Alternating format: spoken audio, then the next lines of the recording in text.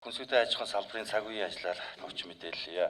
1350 өрхийн 169.9 мянган толгой мал тоологдож өвлжж байна.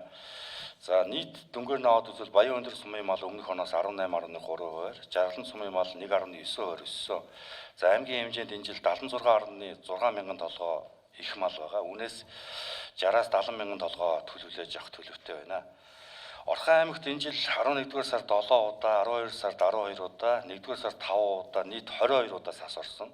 Тал газраараа 10-аас 12 см, за онгорлсон газартаа 20-аас 35 см зузаан цастай байна. Цасны нэгт 0.2-оос 0.122 грамм см байгаа энэ өвлөлтийг хөндрүүлж, за цагуур орчны шинжилгээний газраас гаргасан дүгнэлтээр нийт нутгийн 60.3% нэн их, за 35.4% дээр нь их, 4.4% дээр нь бол дунд зэргийн зуудын эрсдэл үүссэн байна гэсэн ийм дүгнэлт гарсан.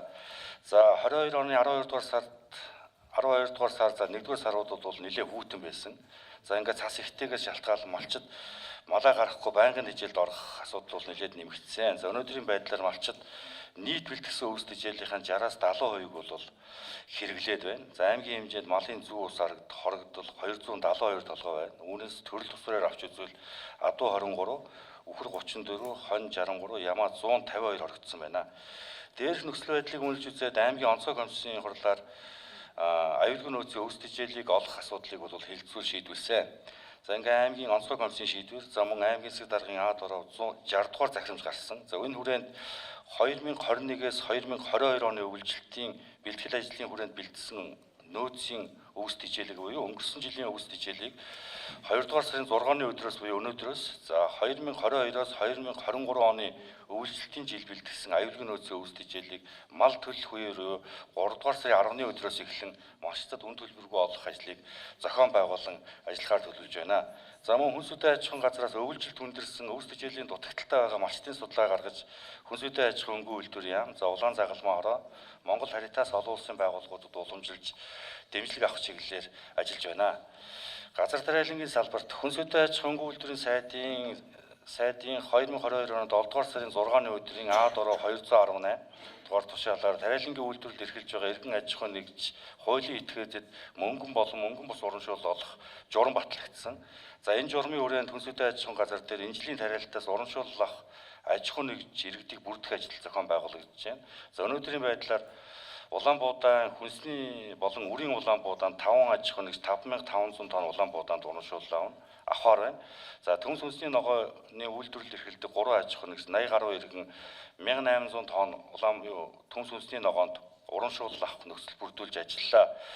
За ер нь улаан буудааны ангил зэрэгээс шалтгаалan 1 тонн улаан буудаанд 80-аас 100 мянган төгрөг. За хүнсний ногоонд бол тонн тутамд, төмснөөс бус хүнсний ногоонд тонн тутамд нь 100 мянган төгрөгийн урамшуул олох ийм журам батлагдсан. Журмын хүрээнд тариаланчдын таврын тариалтаас өмнө бол урамшуулууд олгогдно.